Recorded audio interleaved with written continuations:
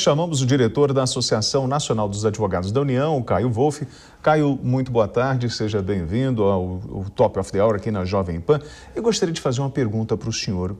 Como o senhor avalia essa sabatina? O senhor acredita que foi uma sabatina técnica que avaliou o perfil profissional do André Mendonça, ou nós nos perdemos em questionamentos que não tinham a menor relevância em função do cargo que ele ia ocupar?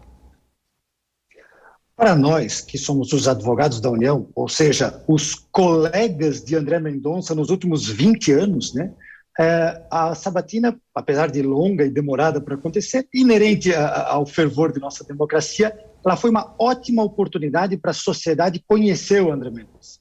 Nós que trabalhamos com ele durante os últimos 20 anos, podemos sempre atestar e perceber da qualidade técnica do estudo, mestrado, doutorado, prêmios, incentivo para que seja pelo direito, pelo estudo do direito, resolvidas as questões entre sociedade e Estado. Então, o que nos perguntam agora, né, como colegas de André Mendonça, como ele agirá agora no Supremo. É difícil prever o futuro, mas o que nós ouvimos ontem, todos ficamos muito satisfeitos, e o que nós podemos conviver nos últimos 20 anos, se serve de um atestado para o futuro, foi de alguém técnico, alguém estudioso, destaque entre os seus pares. Inclusive, constou nas listas tríplices de indicação para ser ministro da AGU. Alguém que tem condições constitucionais para ser advogado-geral da União. Ontem, eu acho que pôde mostrar para a sociedade, através dos seus senadores, importante sabatina, que tem condições técnico-jurídicas para ser um ministro da nossa Corte Maior. Hoje, no âmbito dos advogados da União, colegas dele, é um momento de alegria pela aprovação. Sim. Doutor, boa tarde, bem-vindo novamente ao Top of the Hour, Mariana falando. Ontem, Mendonça abriu a sabatina pontuando duas coisas muito importantes. Primeira delas, que o Estado é laico e que ele se comprometeria, então, com essa questão e que não haveria espaço para religião no STF.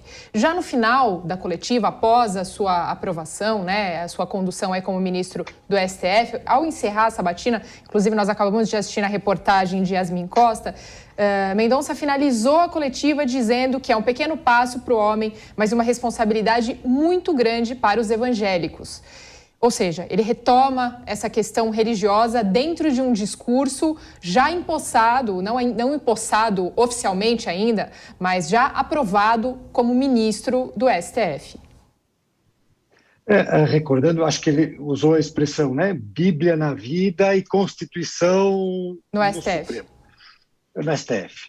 O que eu posso dizer digamos assim, eu repito o que eu digo antes, nós convivemos por eles por 20 anos ocupando um cargo técnico, e um cargo com as prerrogativas de uma função típica de Estado, de advogado da União. E ocupou cargos importantes, foi advogado-geral, corregedor, várias coisas, e nessa trajetória dele dentro da AGU, a grande maioria das pessoas não imaginava que ele era pastor, não sabia, se descobriu agora, e nunca se deixou levar por questões religiosas contra ou a favor. Então, o que se espera é de que, apesar de, é inegável que houve um apoio político da classe evangélica, discutindo e querendo uma certa diversidade dentro do programa, isso é inegável. Mas se a atuação dele lá dentro vai se pautar por critérios diferentes da Constituição, nós cremos, observando esse passado, de que não. Né? Há uma confiança de que ele mantém essa coerência da forma como ele agiu nos últimos 20 anos. Né? Na sabatina ele foi muito explícito nesse sentido, nós queremos crer. Paulo Pozonov. Boa tarde. Uma crítica que se faz ao STF é ao corporativismo do STF, e se deposita, né, uma esperança de que o André Mendonça, por ser indicado do presidente Jair Bolsonaro, seja até uma voz dissidente dentro do STF. O senhor acredita nisso, ou o espírito de corpo acaba absorvendo aí esses novatos? Eu posso dizer que a pluralidade de composição do Supremo Tribunal Federal é sempre bom para todas as nações. Né? Lá dentro nós temos gente com origem na magistratura, na advocacia privada, no Ministério Público, e o André Mendonça é oriundo da Advocacia Pública Federal. É o primeiro advogado da União concursado de carreira da administração pública federal a chegar lá. acredito sim de que ele contribui para um eventual resgate da imagem do Poder Judiciário. Assim, ele tem uma vida honesta, digamos, ocupou muitos cargos e nunca teve nenhuma questão sobre a probidade dele, né? E isso leva, no momento em que a justiça, o sistema da justiça tem um certo desgaste com a sociedade, ele leva um ponto positivo, leva a um resgate da imagem que o judiciário tem, que hoje está desgastada. Se ele vai ser maioria ou minoria, é um exercício de futurologia difícil de fazer. Felipe Bueno. Doutor Caio, prazer falar com o senhor, muito boa tarde. A minha pergunta tem duas partes. A primeira, reforçando a questão da Mariana, porque me pareceu importante ele fechar todo esse processo de 8 horas, de certa maneira, negando o que ele gastou 8 horas falando, que é a laicidade, né? Me parece que a questão religiosa, que não deve ser essencial nessa discussão, voltou por deliberação do próprio aprovado ministro André Mendonça. Então, eu queria que o senhor explicasse se há um risco aí. E a parte B da minha pergunta é com relação a convicções, né?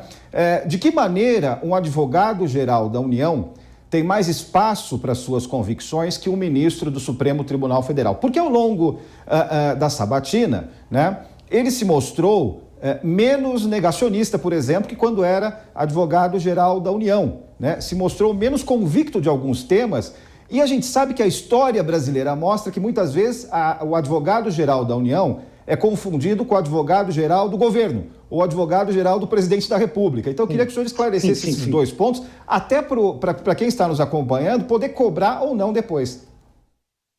Não, perfeito. Me permita começar pela segunda, que é uma questão candente, e é um assunto, a relação Estado-sociedade, impessoalidade, a isenção dos órgãos de Estado. Aqui vamos mais amplo, a AGU, Ministério Público e tal, é um dos assuntos do momento. Podemos analisar, digamos, esse momento do André em 3 trajetórias. O futuro, que é ele com as garantias de ministro do Supremo, que é lhe dá uma liberdade absoluta de atuação, né? As garantias da vitaliciedade e tal servem para isso, para que vá agir conforme os seus concepções e não vinculados.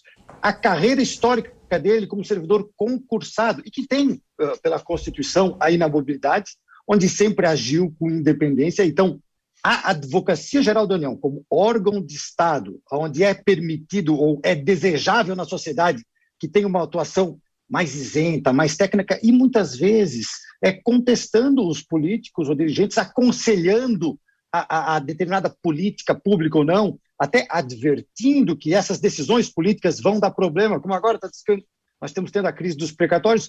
Muitas dessas questões foram aconselhadas pelos órgãos técnicos. E essa discussão de que nós temos que ter advogados concursados, técnicos, aconselhando e às vezes divergindo das autoridades é importante. E o papel dele, agora mencionado por ti, esse terceiro, como advogado-geral da União, que daí não se confunde exatamente com a instituição, a Advocacia Geral da União. Ali, no caso, é um papel um pouco mais político, sim, né? Que é mais difícil distinguir entre a advocacia de Estado e a advocacia de governo.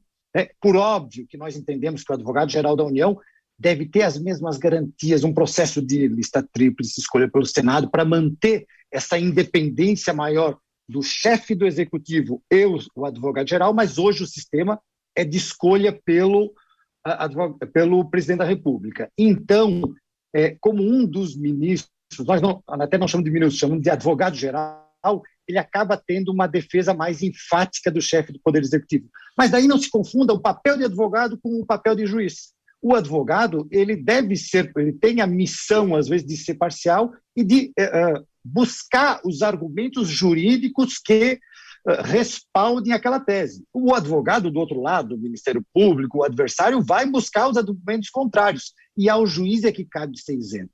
Então, assim, quando é acusado de ser um pouco parcial como advogado, não quero entrar em cada caso que houve, mas às vezes é tido para nós como um elogio, né? Fazer uma defesa enfática do seu cliente. O cliente da Advocacia Geral da União é a União, o interesse público. E, por vezes, algumas vezes, o advogado-geral da União, o chefe da instituição, acaba defendendo algumas posições do presidente da República e, por isso, dá a impressão de mais parcialidade. Mas, no processo, é uma triangulação. Ele diz os argumentos, a outra parte diz a outra, e a decisão é do juiz. Como juiz no Supremo, esperamos que ele seja o mais isento possível. E, voltando para a primeira pergunta, em relação ao que mencionaste que seria um momento mais laico, outro mais evangélico, eu interpretei diferente a fala dele, né? Eu entendi que ele deixou muito claro que vai se pautar pela Constituição, e ali, quando ele fez o agradecimento, a fala posterior, eu entendi como um agradecimento, digamos, político-institucional. Queremos ou não, a sabatina dele foi sui generis, né? Demorou 4 meses para ser pautada, houve alguma resistência e acabou tendo apoio de vários senadores de setores evangélicos. Era um agradecimento às pessoas que, digamos, ajudaram a apoiar ele chegar lá, mas que não vincula, digamos, a atuação deles futura em favor específico.